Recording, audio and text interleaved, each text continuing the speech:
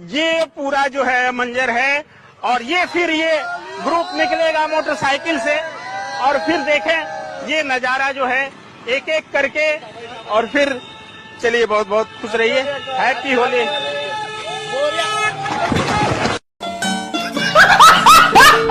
देखिए बिहार के एक ऐसे मजदूर के पास है जिस मजदूर के पास बिजली विभाग ने मुकेश अंबानी का बिजली बिल भेज दिया है। 1-2 रुपए का बिजली बिल नहीं बल्कि पूरे 31 लाख रुपए का बिजली बिल इनके पास भेज दिया गया है। आपके बिजली का बिल कितना आया है? 31 लाख का। 31 लाख का जी समझ जाइए कि एक मजदूर के ऊपर अगर 31 लाख रुपए का बिजली का बिल आ सकता है, वो भी 1 महीने का। इनके घर में अगर आप देखेंगे तो मात्र 2 पंखा और 2 से 3 बल्ब है और उसके बिजली का बिल आ जाता है 31 लाख रुपए। क्या बोला तूने? और समझिए कि बिहार में स्मार्ट मीटर के नाम पे लोगों को किस तरीके से मूर्ख बनाने का प्रयास किया जा रहा है। ये गरीब हैं, ये लाचार हैं, इनकी आवाज बनने वाला शायद कोई नहीं है। यही सोच करके बिजली विभाग ने इनके माथे पर 31 लाख रुपए का ये काला चिट्ठा पोत दिया है। हर महीना गरीबी रेखा से नीचे जो महिलाएं हैं उनको 1250 रुपए मिलता है अरुणोदय स्कीम के तहत। क्या चाचा मिलता है? अबे जल्दी बोल, कल सुबह पनवेल निकलना है। हमें तो नहीं मिलता है। आप महिला थोड़ी हो। मंदिर में पता है 2 ही लोग आते हैं, एक भिखारी और एक पुजारी। अपने बच्चा को क्या बनाओगे? अपने अरे कहना क्या चाहते हो?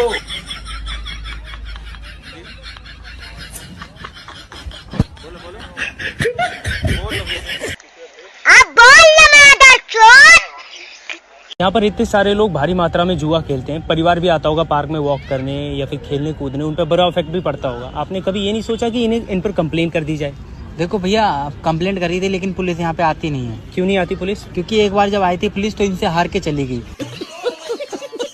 आप क्या कर रहे हैं पार्क में? मैं खाना देने आया था पापा को। पापा को पार्क में खाना देने आए? हाँ पापा वहाँ जुआ खेल रहे हैं ना। भाई मैं बता दूं, जुए में पूरा घर चला जाता है, संसार चला जाता है, तुम्हारा घर बिक जाएगा। वो आदमी तो बर्बाद होगा ही होगा, उसके साथ जितने लोग हैं वो सब प्रॉपर्टी लेके सब बर्बाद हो जाएंगे। मैं भी भैया यही समझता था कि घर बार सब प्रॉपर्टी चला जाता है, लेकिन आपको क्या बताऊं हमारे 2 घर बने ही इस काम से हैं। ये बढ़िया था। MBBS चाय वाला, MBBS चाउमीन वाला सुने होंगे, लेकिन पहली बार MBBS टेम्पू वाला मिल रहा है हमको। यही नहीं, अभी और सुनिए। सर एक मिनट सर, क्या नाम है आपका? सर मेरा नाम है डॉक्टर हगन होरानी। डॉक्टर हगन होरानी। कि सर आप अपने टेम्पो पे लिखे हैं कि बदसूरत लड़कियों से भाड़ा नहीं लेंगे क्या? बिल्कुल सही बात है। हाँ। लेकिन ऐसा होता नहीं है। क्यों सर? आजकल की लड़की अपने आपको बदसूरत समझती कहाँ है? क्या बात है सर, क्या बात है सर, क्या बात, ये बात है। अरे सर क्या बात। और हमको दुगना भाड़ा देके जाती है। और दुगना भाड़ा देके जाती है? तो सर डॉक्टरी छोड़ के टेम्पू का चला रहे हैं आप? देखिए सर, हाँ। जब मैं डॉक्टरी कर रहे थे ना, हाँ। तो जितना भी खूबसूरत लड़कियाँ थी, अच्छा, सबको सिस्टर बोलना पड़ता था। सिस्टर बोलना पड़ता? हाँ, और हम बचपने से लौंडियाबाज थे। लौंडियाबाज थे? हाँ जी। हाँ।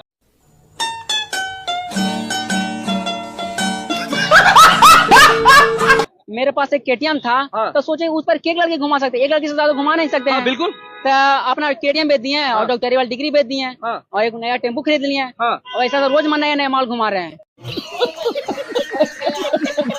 अंग्रेजी बहुत जबरदस्त है आपकी। अरे I am BCom from Allahabad University. We have degree. क्या कर रहे हैं? This time I am sant, only sant. कुछ भी आई एम सन। आँख बहुत लाल है आपकी, आँख बहुत लाल है। आप गांजा पी। भाई ने कहा कि पाकिस्तान की तरफ देखिए। ये कोई तरीका होता है कि अगर मान लीजिए कि मेरी चड्डी में एक छेद है, ठीक है, तो आप क्या कह रहे हैं? अरे पाकिस्तान की चड्डी में 2 छेद हैं।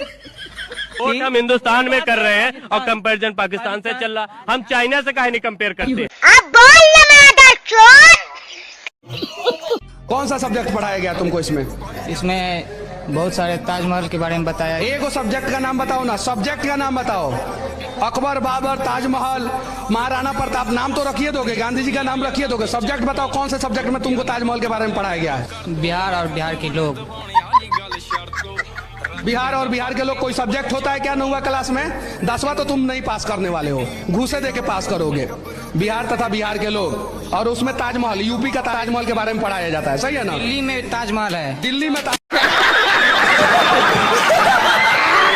गले में खुजली है? मुंह खोलो, लगाओ। मैं पूछो कहाँ है खुजली? खत्म, माइक पे बोलो। नहीं है। कबाड़े, लोहा, टीन, प्लास्टिक, कबाड़े। संसार के हर व्यक्ति के, चाहे पशु हो या व्यक्ति, उसके मूत्र से दुर्गंध निकलती है, पर एक गाय का मूत्र ऐसा है जिसके मूत्र से भी खुशबू निकलती है। कुछ भी किसी का ब्लड प्रेशर हाई हो, किसी का लो हो, तो गाय के वो यहाँ पर जो होता है ना, उसके हाथ फेरने से ब्लड प्रेशर कंट्रोल होता है। ये सब क्या देखना पड़ रहा है? अच्छा है मैं अंधा हूँ। आश्चर्य आप मानेंगे, अमेरिका जैसे देशों में गाय को हाथ फेरने के 250 रुपए लगते हैं।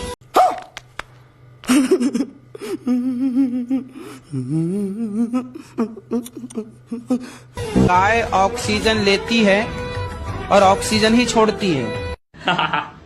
काश गुरुजी आप कभी विद्यालय गए होते। हमारे यहाँ भैंसालय के छात्र को आपसे ज्यादा साइंस की नॉलेज है। गाय के मूत्र से खुशबू निकलती है, गाय के ऊपर हाथ फेरने से ब्लड प्रेशर कंट्रोल होता है।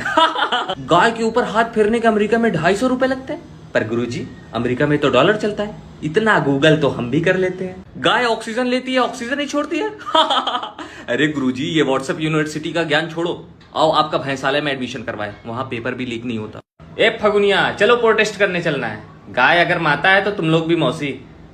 यही नहीं, अभी और सुनिए। सब लोग हनुमान चालीसा का पाठ क्या करो। रतन जी, हनुमान चालीसा का प्रतिदिन पाठ करोगे बीमार नहीं पड़ोगे। हनुमान चालीसा का पाठ करो और प्रतिदिन 1 दोहा रामायण जी का पाठ करो, बिल्कुल नहीं बीमार पड़ोगे, चकाचक और मोटे हो जाओगे। मशहूर कथावाचक और धर्मगुरु रामभद्राचार्य की तबीयत खराब होने के चलते उन्हें अस्पताल में भर्ती करवाया गया है।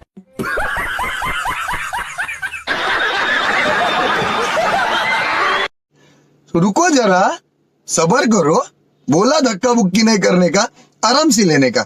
हाँ, अगर राम मंदिर जाएंगे तो अस्पताल जाने की जरूरत ही नहीं पड़ेगी भाई। अच्छा, और जो ये तेरे चाचा मामा फूफा पापा मौसा मौसी इधर उधर भटक रहे थे अस्पताल के लिए, कोविड में वेंटिलेटर्स के लिए भीख मांग रहे थे, दवाइयों के लिए भीख मांग रहे थे, ऑक्सीजन सिलेंडर के लिए भीख मांग रहे थे, सब बात तो सही है। दौड़ना तो पड़ता है।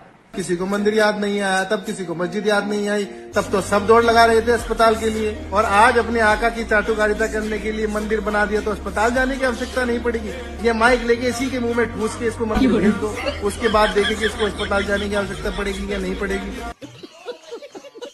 इन्हीं की गोदी मीडिया का एक पत्रकार रोहित सरदाना, जो आज तक न्यूज का एंकर था, वो कोविड में मंदिर नहीं गया बीमार होने पर, अस्पताल गया। भगवान उसकी आत्मा को शांति। और ये गुल्लू भी आज बीमार पड़ जाए तो किसी मंदिर में नहीं जाएगा, ये भी अस्पताल की तरफ ही भागेगा, वो भी भारत के सबसे महंगे अस्पताल की तरफ, प्राइवेट अस्पताल की तरफ भागेगा। थोड़ी मर्यादा रखिए। लेकिन दोस्तों, आप लोग समझदार हो, इन मूर्खों की बातों में आने की आवश्यकता नहीं है। धार्मिक स्थल की अपनी एक विशेषता है और अस्पताल की अपनी एक विशेषता है, क्योंकि बीमार होने पर अस्पताल ही काम आता है। तो सरकार से मांग कीजिए, अस्पताल की आस्था आपका व्यक्तिगत विषय है, ना कि कोई राजनीतिक विषय। हाँ बेटा। गुरुजी एक बात बोलना था। बोलो। बोलना तो नहीं चाहती पर बोलना है। बोलो बोलो। आई लव यू गुरुजी।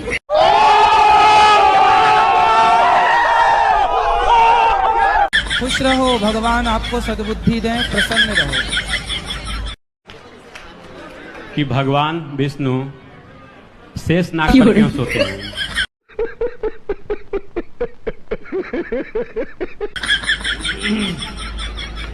आप क्या चाहते हैं, किस पर सोएं? गद्दे पर सोते तो आप पूछते कि गद्दे पे क्यों सोते हैं। नहीं गुरुजी, मेरा सवाल जमीन पर सोते तो आप ये पूछते कि जमीन पे क्यों सोते हैं, इसलिए शेषनाग पर ही सोते हैं। बोहरा समाज के साथ मेरा भी रिश्ता बहुत पुराना है। यदुवंश के साथ तो हमारा रिश्ता है, हमारा नाता है। मेरा खुद का व्यक्तिगत क्या कहना क्या चाह रहे हैं भाई आप? रूप से फ्रांस के प्रति लगाव बहुत पुराना रहा है। ग्वालियर के साथ मेरा एक दूसरा कनेक्ट भी है। हमारे ज्योतिरादित्य जी गुजरात के दामाद। यही नहीं, अभी और सुनिए। क्रिश्चियन कम्युनिटी के साथ तो मेरा संबंध कोई नया नहीं है, बहुत पुराना बड़ा आत्मीय नाता रहा है।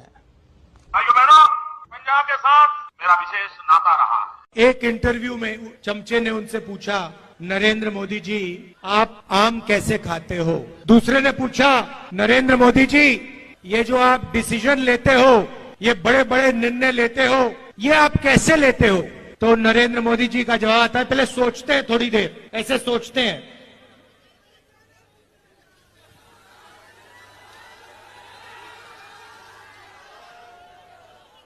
थोड़ा टाइम लगता है, और फिर कहते हैं ये जो निर्णय होते हैं इनको मैं नहीं लेता, ये परमात्मा लेता है। मुझे परमात्मा ने ऊपर से भेजा है, मैं बायोलॉजिकल नहीं हूं, मैं परमात्मा का मैसेंजर हूं, उनका काम करने आया हूं। ये उन्होंने पता है क्यों कहानी निकाली है, ये परमात्मा वाली, क्योंकि चुनाव के बाद जब वही ईडी के लोग नरेंद्र मोदी से अदानी जी के बारे में पूछेंगे तो नरेंद्र मोदी कहेंगे मैं नहीं जानता, परमात्मा ने कहा था। ये बड़ी अच्छी बात कही आप। आषाढ़ में जब पहला पानी गिरता है ना, तो वो पानी पूरा आकाश की गंदगी लेके आता है। अच्छा। तो वो पानी होता है जहरीला। आपकी दादी नानी माँ ने कभी रोका कि पहली बारिश के पानी में नहाना मत? रोका कभी? ना जी। रोकती है। आप तो नहाती नहीं होगी, पर पहले रोकते थे, भाई पहली बारिश की पानी मत नहाना, क्योंकि वो जहरीला पानी है, क्योंकि वो प्रदूषित है। वो पानी जब जमीन में पड़ता है तो घास होती है, बैगन। तो प्रदूषित पानी से जहरीली घास हुई, प्रदूषित घास हुई। वो घास जब गाय खाती है तो वो जहरीला दूध उसके अंदर बनेगा। क्या कहना क्या चाह रहे हैं भाई आप? तो सावन में जो गाय का पहला दूध निकला तो बड़े बुजुर्गों ने सोचा कि ये दूध तो जहरीले पानी से घास तैयार हुई, उस घास से ये दूध तैयार हुआ गाय ने, तो ये दूध भी जहरीला हो सकता है। तो फेंके कैसे? गौरस है। तो फेंका नहीं, तो शंकर जी के ऊपर चढ़ा दिया, ताकि वो मछलियां जाकर के समुद्र तालाब में जहां जहां वो दूध मिलेगा मछलियां पी लेंगी। खत्म, bye bye, tata, goodbye, गया।